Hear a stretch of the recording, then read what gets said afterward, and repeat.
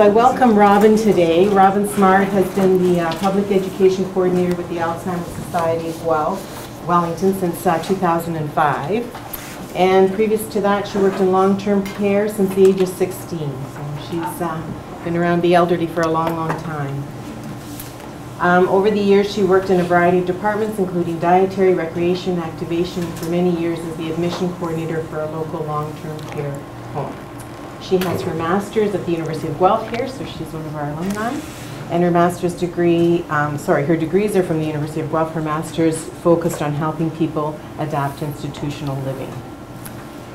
So Robin sometimes describes herself as a single mother of two, her husband and her teenage daughter. Most of us can relate to that. She enjoys theater, travel. So far, Italy is her favorite country, and really, really enjoys chocolate.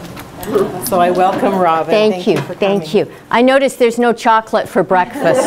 It is the health and wellness people, I understand. Thank you all for coming and sharing the beginning of your day with me today. I hope that what I have to tell you will be useful to you as we go, and this is only part one of the series. So what I'm going to do is take you through a very general overview of just some of the most pertinent facts you need to know. We'll get into a little more depth next week.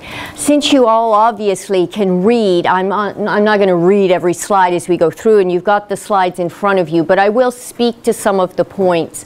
And to supplement the slides, we do have brochures. If you didn't take them on the way in, you can pick them up on the way out. If you feel like they're not relevant in your life and you don't need them, no obligation. You know, just leave them there or leave them at your place where you were sitting, and I will gather them up again at the end. But only take what is important to you.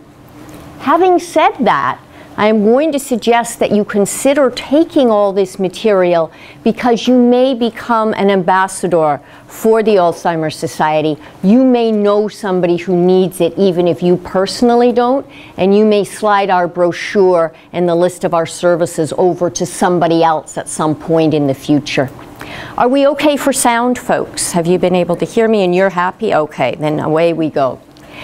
One of the misnomers is that we are only about Alzheimer's disease. And even though my tag says Alzheimer Society, in invisible ink it really says and related dementias. Any form of dementia, we're the go-to place. Any form of dementia at all, or if you don't have a specified diagnosis but there's a memory impairment issue, we're still the place to come. You can afford our services. Who can't afford free?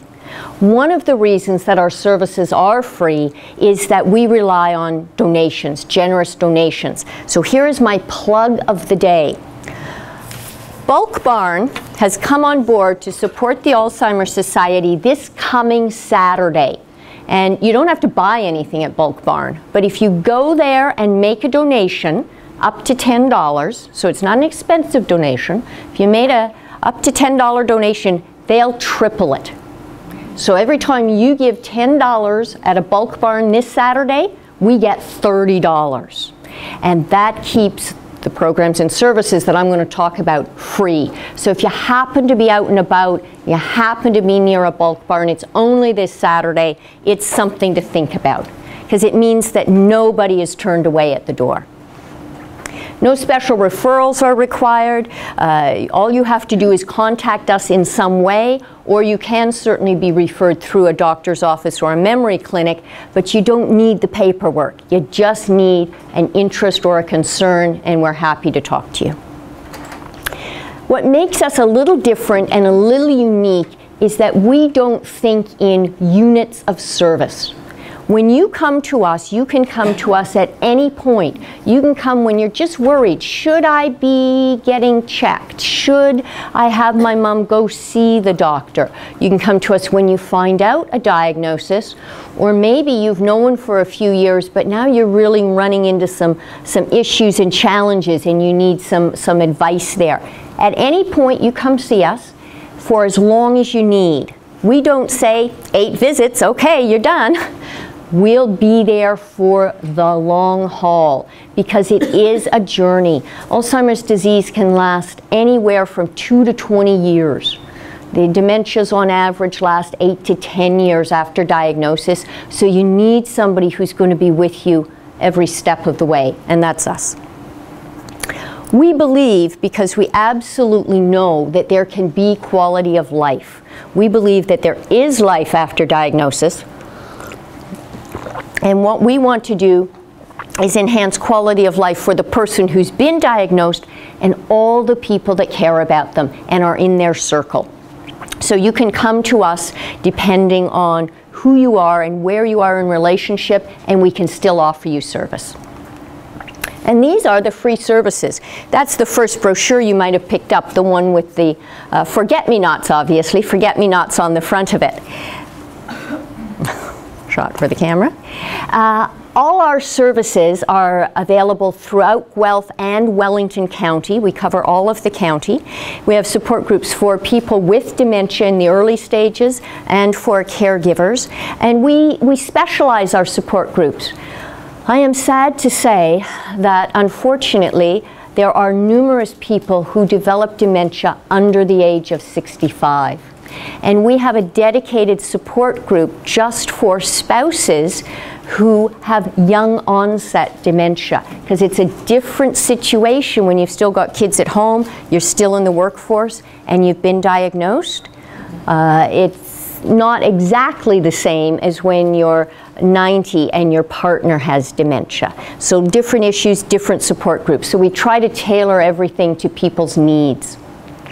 There's a whole list of things that we have that are available. It's in the brochure. If you're interested, please don't hesitate. As I said earlier, all it takes is a call or an email, and we're there. If you're technically savvy, you can follow us on the social media ways. I think, though, that even though everybody's here for a common reason, you have some interest in dementia or Alzheimer's disease or a need to know something, it's important that you know every individual's journey is unique. So even though maybe two of you have parents that are experiencing this, each parent will have their own journey down the dementia pathway. When we're talking about dementia, we're really talking about a syndrome. It's not technically a disease, it's a group of symptoms that accompany a disease. So when we talk about dementia, we're talking about changes in memory, language, judgment and reasoning, ability to perform daily tasks, and changes in personality and behavior that worsen over time. That was a big run-on sentence. It was hard to say, and I bet it was hard to listen to. The point is that instead of saying all those different symptoms, if we say dementia, it encompasses all of that. So the dementia accompanies a disease, and what happens is the disease, unfortunately, starts to affect our brains. There's an organic change or breakdown in the brain, and we'll look at that in detail next week. And after a certain amount of time, the brain really can't self-repair and self-regulate anymore. And so we start to see changes in people's abilities and behaviors. And that's the piece that we call dementia. It's kind of like when you have a cold, you don't see the germs that cause somebody's cold, but you see, oh, the red nose and the runny eyes, and you can hear the scratch, and people are sneezing. That's the stuff you see. Dementia is the stuff you see that's changed. You can't see the breakdown in the brain, but you see the function change. It's certainly not a normal part of aging, and it is a journey of adaptation, because people change very slowly and very gradually.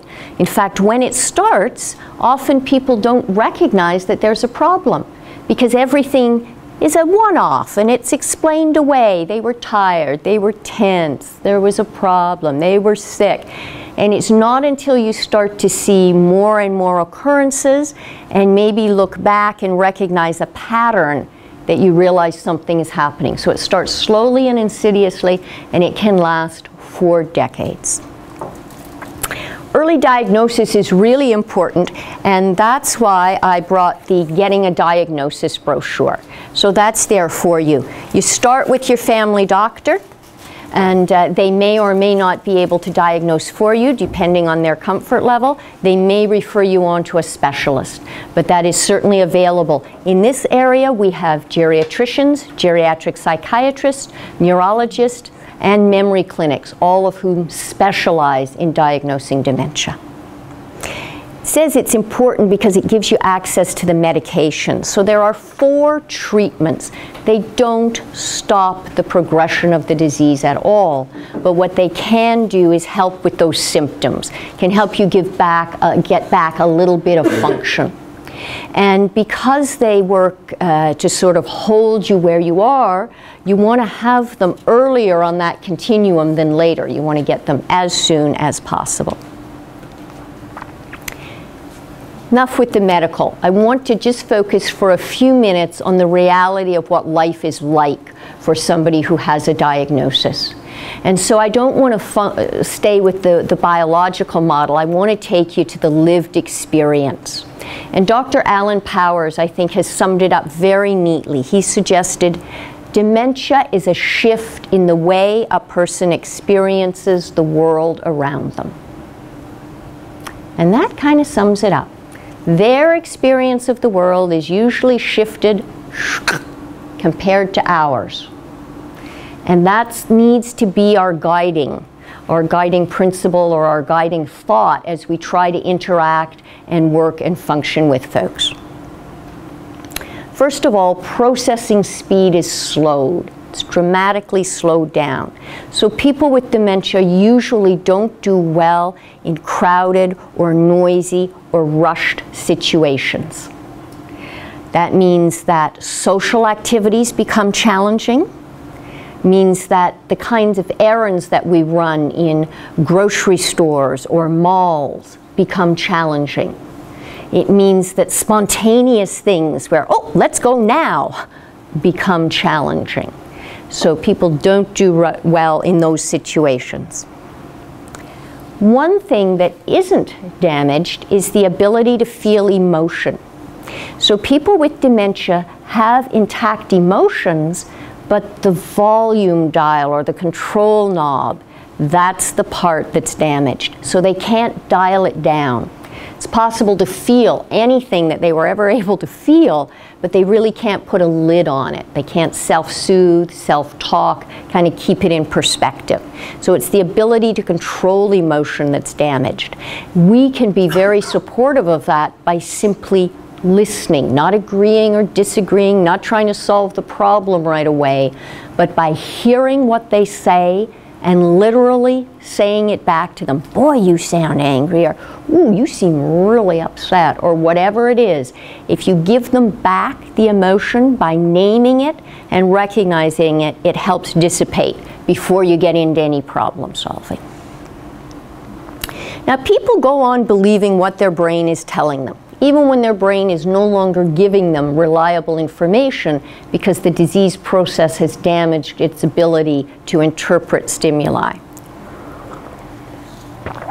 Right now, you believe that you're sitting down. You believe that you're on the campus of the Guelph University. You believe it's pretty chilly when you got up this morning. You have no reason to disbelieve your brain. It's a lifelong habit. We always trust our brain is giving us information. We're going to deal with the information we've got. And things don't change when people have dementia, except their brain changes. And therefore, the information that they're relying on is not necessarily the same as what you and I have. And so I really encourage you to let go of being right. This is an opportunity, to not prove yourself, to not have the last word, to really consider, is it truly important that I correct this person over and over, or in this situation? So their reality might not match yours. I would simply listen and hear what they have to say and try hard not to drag them kicking and screaming back to where you see reality is at. People with dementia become exquisitely sensitive to nonverbal communication. We're all actually sensitive to nonverbal communication.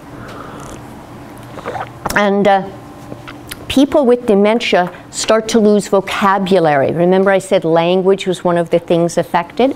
So as they start to lose vocabulary, they become more and more reliant on the nonverbal. And what I'm going to invite you to do for just a minute, just to make sure everybody's still with me, is to put down your pens or your forks or your spoons or your papers or whatever you have in your hand and join me in a little nonverbal communication. So I'd like you, if you would, I guess we'll just stretch up to start with, because if you stretch out, you might cloud somebody. So stretch up, just like you're yawning and waking up and stretching in the morning, and then make a little fist. That's obvious. Everybody knows what fists mean. Pretend you play the piano. Play the piano for a minute. And drive a car. You know, we mimic things all the time, and people get what we're saying. Pretend you're a Boy Scout. Put the 2 fingers up. Now I want you to put your fingers on your chin. Now freeze. There's a whole bunch of people in here with their fingers on their cheeks. Even though I said chin, you put your yeah, the heads are going down. The fingers went to the cheek. I said chin, but I did cheek. It just shows how dominant, because you folks are fine, right? It just shows how dominant the nonverbal is. And when people have dementia, they really come to rely on that nonverbal. All right, I'm done messing with you. It's over. People with dementia are adults, and they may start to need the kind of prompting or cueing or support that you would give a child, but they're definitely not children. And I recommend strongly that you keep any interaction on an adult-to-adult level. They did a fascinating study in Kansas, and this was done probably close to 5 years ago. They went into a home in Kansas and they got permission from 31 families to videotape the interactions between the person who was admitted and the staff for 6 weeks. At the end of 6 weeks, they analyzed the tapes. Now, these 31 participants ranged in their levels of ability from people who were quite newly diagnosed or admitted to the home and really only needed some cueing and some support around ADLs, right through to people who were just about at the end of their journey. They were mute, so they were nonverbal. They relied on staff for all of their care. They weren't mobile. So we have a variation in people, and yet when they analyzed the tapes, they found several things across the board that really put the brakes on when it came to cooperation. One was, if anybody was addressed in that kind of higher pitched sing-songy voice, "Hi honey, how are we today?" That sort of thing. I can't even do it. If people were spoken to as if they were children, if a lot of diminutives, "Atta girl," "good boy," that sort of stuff, and if there were assumptions of the we, how are we today? Are we ready for our bath? Do we need to go to the bathroom? Those were the 3 things. And what's interesting to me is that it didn't make a difference where somebody was in their journey. If they were addressed in those inappropriate ways, the cooperation plummeted. And it didn't matter if they were still nonverbal or if they were still talking. It made a huge difference. So people are adults. They have an adult set of emotions, even though they have impairments. And it's really important to speak, even though you simplify yourself, but to speak adult to adult. So the needs of people with dementia are certainly no different than our needs. If I were to ask you what your needs are this morning, assuming that your physical needs for shelter, food, clothing, oxygen, that sort of thing, if those are cared for, what are your needs? When you get up in a day, what do you want to have in your day? What are your needs? Coffee? All right, physical needs are cared for. We're taking care of the physical. So we're looking for your non-physical needs. Okay, I hear companionship. Lady in gray? I said other people. Other people, lady in orange? Mental stimulation. Mental stimulation, companionship. What else? Feeling valued. Feeling valued? Absolutely. Think of Maslow's hierarchy. What else do we need? We need respect, we need dignity, we need affection, we need a sense of purpose and hope. Absolutely. And people with dementia are that way in spades. They need exactly the same thing, if not more so. And they need, in addition, enhanced communication techniques and adapted environments. So what we need to do is simplify, make sure the environment is quiet, non-rushed, calm, full of cues for people, and then we need to change the way we approach people and interact. If there are any caregivers in this room, and we're all caregivers in some way or another to someone somehow, if there are any caregivers in the room, I really encourage you not to try to go it alone. Don't wear the superhuman cape all the time. If you never take that cape off, it will get dirty, it will get tattered and torn, it will wear out. I encourage you, this is a long, challenging, stressful journey. And it is important, it is vital, if you're going to be there for the whole journey and do well as the person you're caring for. Reach out. There are lots of supports in the community. There are lots of volunteers. There are other people and friends and family who are willing to help. And it's a good idea to take that on board and give yourself a break now and then. That's not being selfish, that's being smart. You're definitely not alone. You can learn by the experience of others through our support groups, but you can also learn all the other services. I sometimes say that our social workers are like traffic cops. Somebody comes in and they've got a list of problems, and we can help with some, but we can also direct you to other services that are available that might also support you. You can definitely diminish your risk or slow the progression, and I'm going to have handouts for all of this next week when you come, but I just wanted to put this idea in your mind. There are 5 keys to reducing the risk of developing dementia or slowing the progression if you have been diagnosed. And I was happy to hear some people were out running this morning. I did not run, but I did walk. I did my 5K this morning, 5.2K if you want to be picky, 5.2K before I came this morning. Physical exercise is one of the best things you can do for your brain and your body. I know that you're sitting now, and I want you to stay sitting till I'm done. And then you can get up and run around campus if you like. There's a slogan out there that says, "Sitting is the new smoking." So you really want to make sure that you keep yourself going. Eating a heart-smart diet, that just makes common sense. If it's good for your heart, it's good for your brain. You can really reduce the risk of vascular dementia by taking care of your heart, for sure. Challenging your brain. I was interested, we were talking about crossword puzzles earlier. Now I do crosswords, does anybody else do? Yeah. Mm-hmm. Or Sudoku, I do Sudokus too, yeah. That alone, folks, is not going to save you from dementia. It's a lot of fun, and if you do it, good on you. That alone is not going to save you.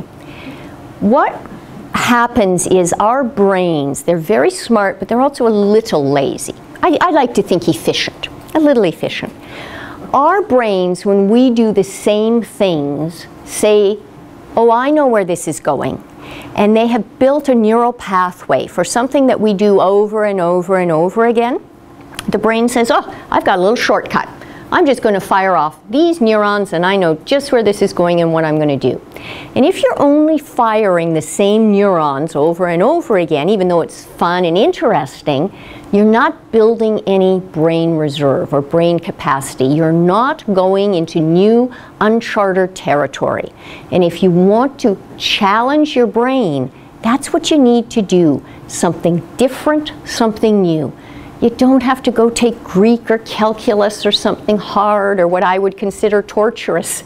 It can be fun, but it needs to be new and different. Maybe start learning another language in preparation to go to Europe.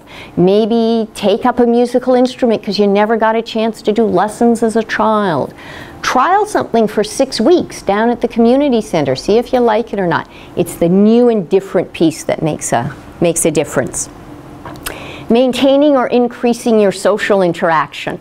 Sometimes I put this up when if I'm ever talking in high schools, it's like, party on! Not exactly. Not exactly. There is a limit. Certainly you want to party in a healthy, happy way. But there's a huge correlation in the literature between isolation and dementia. So you want to stay connected with people that don't have toxic relationships with you. And you definitely want to protect your head. So I'm happy to see that there's somebody there to guard the tripod so nobody's going to trip on the tripod and bang their head on the edge of the table. Anything you can do to reduce your risk of falling, whether it's putting grab bars in bathrooms, getting rid of scatter rugs, making sure there's no cords on the floor, salting. I know salt's not perfect for the environment, but keeping the ice off your sidewalk in the winter. Anything you can do to make sure you don't take a blow to your head. If you're involved in those sports because you want to go back to the get physical exercise piece, if it's a sport that requires a helmet, I encourage you to wear it.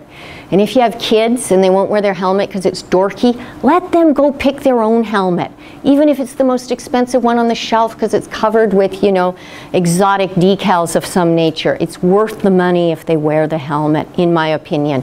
There is a huge correlation between concussion and blows to the head, and it's cumulative. So you want to get them early and do that right. There are a lot of great websites you can check out. These are just a few of them if you happen to be in the market for more information. And you can certainly support the Alzheimer Society by making a donation at any time. And don't forget, on the 21st, if you happen to go to Bulk Barn and put some money in, it'll be tripled. We do have a newsletter. If anybody is interested in receiving that, it's free. It comes out 3 times a year. You're welcome to see me at the end, and I will sign you up. We can send it by email, save the trees, that sort of thing. And one of the things that I brought, you don't have to come in for your free copy because I brought it for you, is the 10 warning signs. And I want to speak to this for a minute because you're going to look at it and you're going to flip it open and you're going to start to read. You're going to try to be discreet, but your eyes are going to go down there and you're quick, I know, you are quickly going to be looking at those 10 warning signs, and all of a sudden you're not going to be so discreet anymore because there's going to be a change in your facial expression. And you're going to look and you're going to start thinking, me. Okay, I don't want to read anymore. Take a breath. Everybody breathe in. Two things you need to know about the 10 warning signs brochure. First is, it is a matter of degree. We will all see ourselves in some of these warning signs, but it is a matter of degree. Does it interfere with your ability to function on a daily basis? The second thing, and this is important to know because they're numbered, and sometimes the numbers mislead people. These are not rank ordered. You do not get these warning signs in this order. You do not necessarily get all of the warning signs. Often it's number 10, the loss of initiative, that actually gets people to go to the doctor. So they're not rank ordered, and it is a matter of degree. Don't panic too soon. Don't join the ranks of the worried well. Read it through and think, is this making a difference in my life? The other thing that I brought you sort of as bonus material that goes with this is what to expect. There are reams of knowledge, but this is a very short synopsis. Talks a little bit about the stages and what might be happening. It's useful, I think, for everybody in the public to have a very basic knowledge, and this is as basic as you can get, because you never know when you're going to run into somebody who has dementia or be working alongside somebody who's caring for somebody with dementia. So if you can have at least a base, you're off to a good start. And just in case somebody has found out that dementia is in the family or in their lives in some way, I did bring first steps, some ideas of things you really should take care of sooner than later. So I did bring the first steps along as well. Okay. That's a picture of our society office. We'd really like a new one. If anybody has bigger space for us, we could use it. We share offices. We jump in and out when the next person comes. Oh, okay, you get the office. I'll just go sit over here for a while and try to work in the corner. We are growing exponentially, and that has to do with the numbers of people that need our services. In Wellington County right now this year, that's Guelph and Wellington County, there are over 3,300 people who are living with a dementia. So we're down on MacDonnell Street, just opposite the Cooperators. If you know where the Cooperators are, we're kitty corner. You can see the end of the Get Juice sign. There's a giant juice cup. We're next to the giant juice cup. It's a great landmark. Now it says for further information, obviously you have it in the slides, but you also have it on the back of any brochure. Our contact information is there. One number will get you anything you need. All you have to do is call. The bottom line to think about if you are caring for somebody or you're interacting with somebody is that good dementia care is really about emotional comfort, keeping somebody comfortable and maintaining their self-esteem. So I want to thank you. I promised that I would leave lots of time for questions. So if anybody has any questions, now would be a good time to, I'll get rid of those annoying little question marks. Now would be a good time to bring them up, and if not, I'll start to talk more. So this is your chance. Shut me up by asking your questions. Lady in green. Is that movie Away From Her at all realistic? Yes and no. What isn't realistic about Away From Her, which is the movie that stars Julie Christie and Donald Sutherland, is that she admits herself into a home. She makes the decision and says yes, and admits herself. That part's not so realistic at all. But what is realistic is the rest of the story. Absolutely. Her getting lost is realistic. Remember they took her to the doctor and they were asking her questions like, if you found an envelope on the street and it was labeled and had a stamp on it, what would you do with it? The ability to problem solve. You and I would know, hey, it's ready to go, I'll put it in a post box. Not able to solve problems, realistic. There was a scene, perhaps if you've seen the movie, you remember there was a gentleman who used to be a hockey broadcaster or a sports broadcaster, and he went around and he went on broadcasting, and what he broadcast is what he saw. And what he saw, because he had dementia, was everybody's emotions. Do you remember he'd walk around and say, oh, she's pretty happy today. Oh, there's a man with a sad, sad heart. And he would walk around and read the emotions. That's what was still available. And Julie Christie, the character who admits herself, because she has Alzheimer's, strikes up a relationship with somebody in the home. Pretty realistic. And she says, her husband asks her, why him? And he's mute. He's in a wheelchair and he's mute.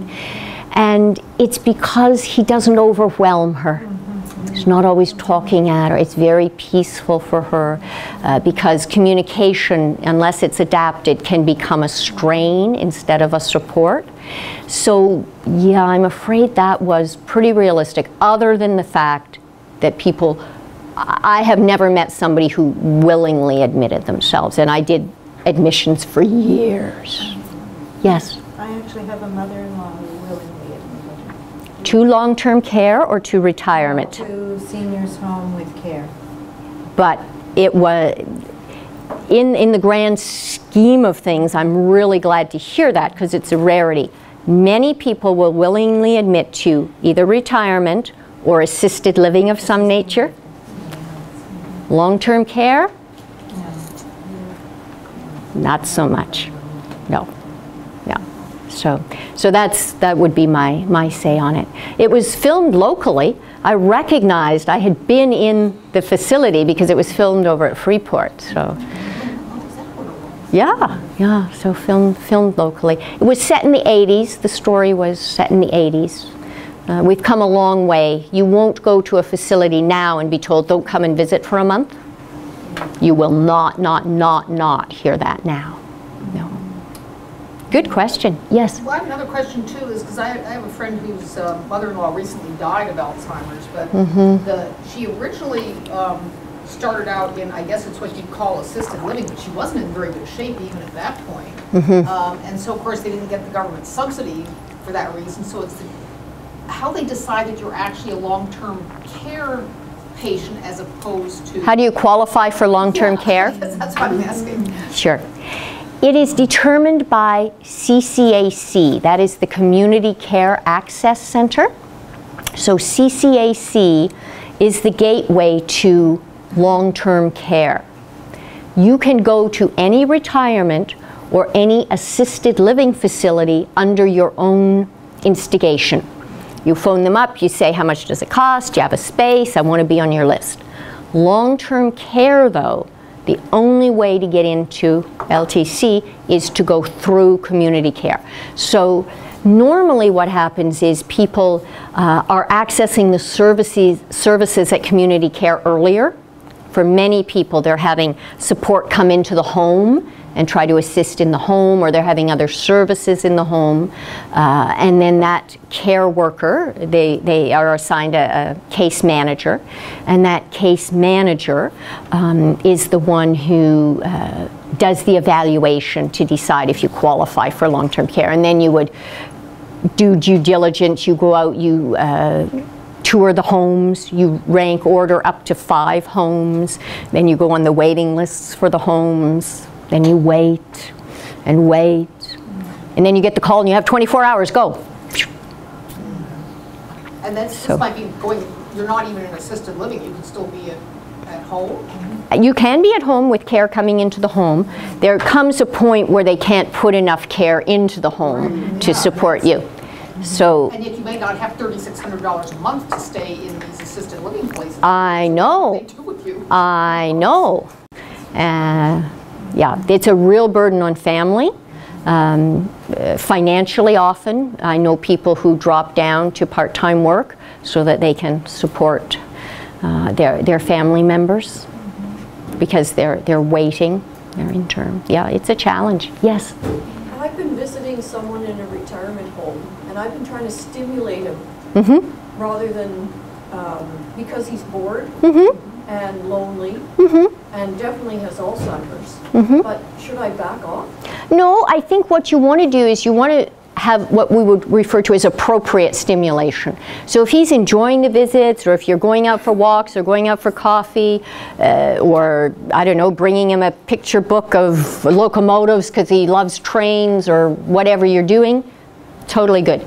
If though, for example, let's just say you went in and you went to play cards with him, and now he can't follow the rules of the card game, and you start saying, Fred, that's wrong. Fred, that's not Trump. Fred, that doesn't add up together. Fred, you can't put a blue on a red. Fred, then I would either let go of being right and play whatever rules he's playing, or I would say, oh, let's try dominoes, you know, let's move to something else and try something else. Yeah, we went to get coffee at Tim Hortons, and when I asked him what he needed in his coffee, he couldn't do it. Yeah. So we just put it in a bag and dealt with it at the table. But it made me realize that it's too much too fast. Yeah, I think that's a great example. You need to know your person well so that you can still do the social things but not put them in the position of failing in public. It's another thing. People often, money is such an issue because they lose the ability to manage money and recognize and handle money. So often people want to treat you, yeah, we'll go to Tim's, but I'm going to pay, but then they can't actually manipulate the money and do the stuff.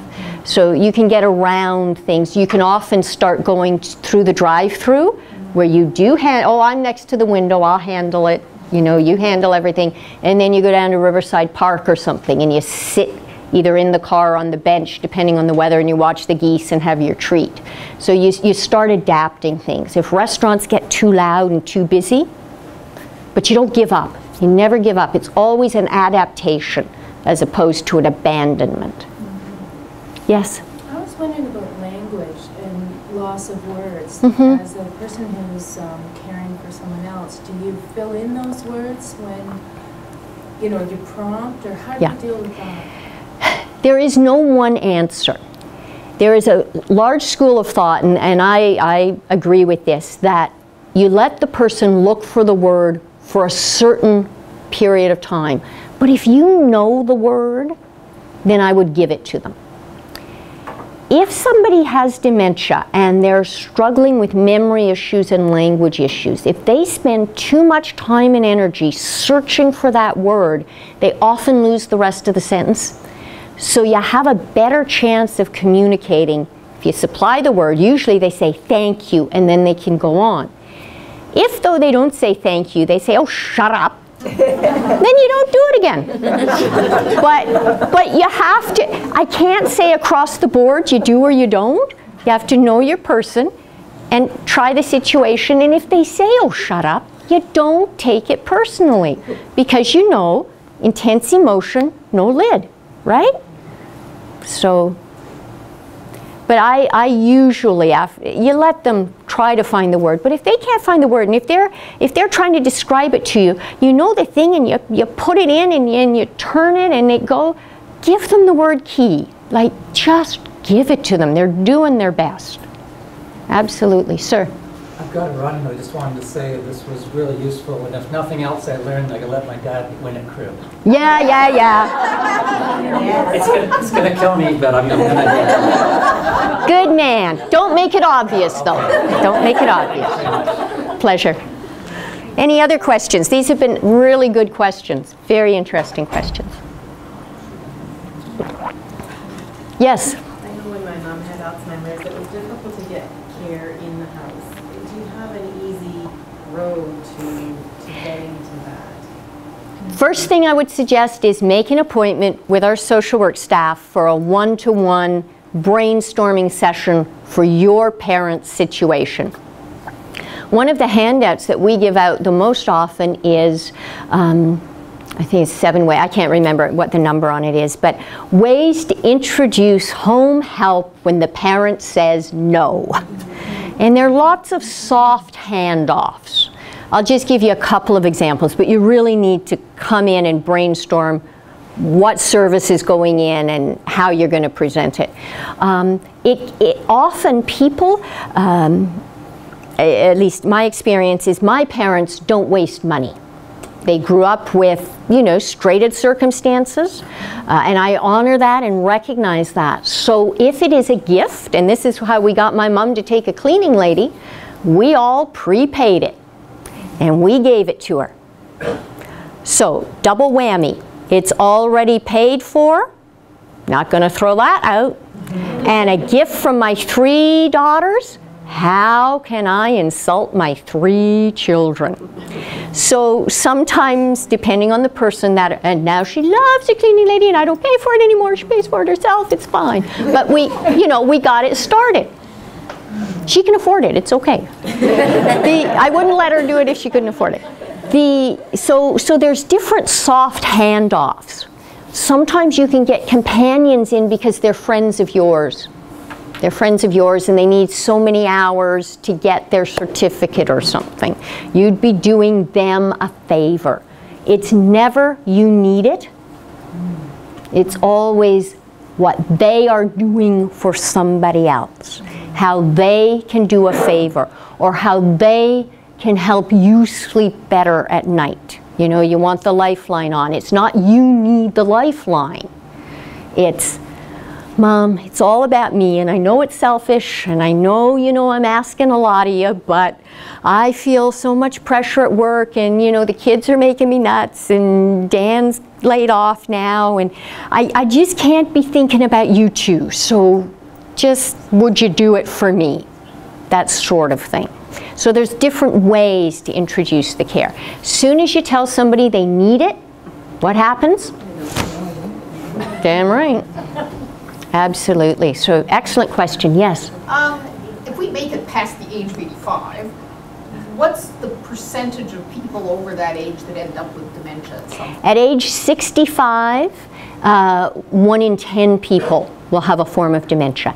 At age 85, 1 in 3. That means 2/3 don't, 1/3 do, but 2/3 don't. At 95, it's 50-50. Oh, so at 95, you still have a good chance? Sorry, at 90, it's 50-50. 95, it's jumped up a little bit more, but yeah. Yes? So I have a mom, you know, she's over 85, and she has problems in remembering names. Mm-hmm. She will call me my older sister's name. Should I correct her or? She's asked if she should correct her mother when she calls her by the wrong name. My mother, who is not yet over 85, still calls us by the wrong name, has called all her children. You know, she goes through them. Rob, Chuck, Al, which one are you? You have to think, did my mom always do this or is this brand new? So for my mom, she gets me wrong for a minute, I'm not so worried about her. If I'm on the phone, I always say who I am. I can make a joke out of it. It's the gray-haired one, it's the eldest, whatever you want. I make a joke out of it. But we sound the same or very similar on the phone, and my mom's hearing impaired. So I always set her up for success to start with. I think we want to correct our parents because it's emotionally hard on us when our parents don't get us right. You know, they're our parents and we're their kid, and you know, we're central in their lives. Everything revolves around them, you know, taking care of us. And we never outgrow that, no matter how old we are. We still have that sense that my parent will be my parent. So when changes are happening, that can be difficult. I really can't say yes you should or no you shouldn't, because I don't know the circumstances. I don't know your mom. I don't know where you're at. If it's just a slip of the tongue and the rest of the conversation's making perfect sense, I might let it go. If it's obvious that, the other thing is, very often she's calling that. so she calls you thinking she's calling somebody else? Yeah. So she's And trying she to doesn't phone. get the name. She, you know, she wanted to communicate, but she cannot remember the name. Or So what if you said, again, I'm not in the circumstance. Okay, yeah. You know, if I were right there watching, I think I could coach you, but I don't know your mom and I don't know you. You can always try, but I always suggest if you're going to try something, you try it like dipping your toe in the water. Very gentle, very slow. Yes, Mama, now I'm Sita and I'm going to blah, blah, blah, whatever it is. If she says, no, you're not, you're Abigail, then let it go, right? But that tells you something about where she's at if you can't bring her up. What's the current thought on reorienting someone if they have their reality totally wrong? They seem to flip-flop back and forth. Do we tell Here's them my take on it. Picture the continuum, right? It's a long journey. There are many stages to the journey. Most people talk about 4 stages to the journey. In the early stage, in the very early stage, if somebody has it wrong, I might dip my toe in the water, try to say, no, it's not Saturday, actually, today's Monday, that's why I'm at the office. That's why I'm not at your house, you know, playing cards with you this afternoon. But as the disease progresses, and certainly when you're talking about somebody who's late mid or beyond, abandon reality orientation. I think reality orientation has a place only in the very early stages. It's very hard on, it's hard on the person who's constantly correcting, and it's brutally hard on the person who's being constantly corrected. And if they have a really bad short-term memory impairment, it's not going to stick. It's like Teflon brain. Nothing's going to stick. So if you keep repeating, no, it's wrong, or that's not right, what they're left with is not the memory of the correction, but the emotional feeling that went with the correction. So as the journey progresses, I don't do much correcting at all, What I do is ask, you don't usually ask a lot of questions, but tell me more. Oh, really? How is that? I just get them to talk about whatever they're talking about so I can figure out where they're at and what's going on with them. It's more a case of I took my demented mother to visit her demented twin brother. And he asked how his other brother was. All of his brothers are dead now. How's Sud? And I was just going to say, well, you're not too good. So my sister who was there and my mother who was there were all chiming around, well, Sud's dead. Well, he was really upset about it. Of course he was. I was just going to say, he's not too good right now. I would probably say, what was his name, Sid? Sud, okay, Sud. In those circumstances, you don't want to, in my opinion, reorient somebody because it can be painful. Nobody told me, he's dead. It's embarrassing and it's upsetting. So, haven't seen Sud in a while. You know what I always enjoyed when Sud was here? I always enjoyed his sense of humor, his ability to drink lemonade, I don't know, whatever Sud's abilities in life were. But I would talk about Sud, and if he goes on about, I wish I could see Sud, why doesn't Sud call? Sounds like you're really missing Sud. Yeah. But I would not jump in there with that. I've seen catastrophic reactions to that. My own best friend, her father and mother both have dementia. Her dad died 10 days ago. Mom has pretty bad dementia. Of course, told Mom, took Mom to hospital, saw Dad gone in hospital bed, had forgotten by the time she got back to her facility. Other helpful people in the facility keep saying, oh, so sorry your husband died. Oh, look, I cut the bit out of the paper for you. Hey, what are you wearing to the funeral? It was a long week, a really long week, till we could get people on board that wasn't, because then she's phoning up saying, you never told me. It was just not a good scene. Yes? Any suggestions when you've got two other siblings, but Mom tends to favor one over the other, cuts one down and, oh, look at this one, she does this and she does that, and then the son who can do no wrong. And it's hard, isn't it? Yeah. There's almost nothing you can do to stop Mother, if Mother has dementia, from saying whatever Mother's going to say. Because one of the things that happens, and we'll talk a lot about this next time, one of the things that happens is the filters become damaged. So our social skills, if we had any to start with, really diminish. If a thought occurs to somebody, usually the thought comes out the mouth. They might have been able to restrain themselves earlier in life, but not so much now. It's like looking at somebody's newborn. We know that we have to say something nice. It might look like a monkey, it might be red and shriveled and ugly, but you can't say your kid looks like a monkey. You gotta say something nice. We know that in our heads. But when people have dementia, that filtering piece, it gets damaged. And the sad thing is, there's no appreciation of the consequence for anything that comes out of their mouth. So they don't understand how it might make other people feel. So the protective thing is not to stop Mom, because you're probably not going to be able to stop Mom, is what is your support network or that person's support network? How can they be supported not only by other friends and family, but by knowledge?